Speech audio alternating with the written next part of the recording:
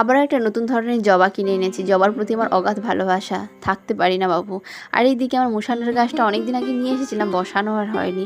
নতুন এক ধরনের জবা ফুটেছে।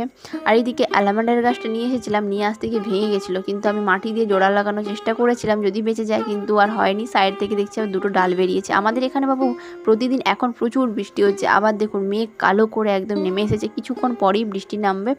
আর বাবু ভালো লাগছে না বৃষ্টি, এত পরিমাণ বৃষ্টি হচ্ছে।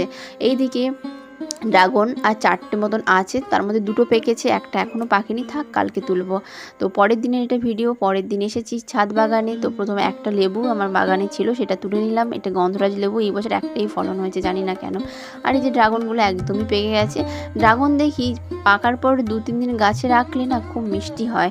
আপনারা এভাবে করবেন। আর বেশি গাছে রাখতে গেলে আমি দেখি পিঁপড়া ধরে যায়, বুঝি না বাবু কী করব। এদিকে এটা একটু পরে পারবো, একটু পাক ধরবে। বাই।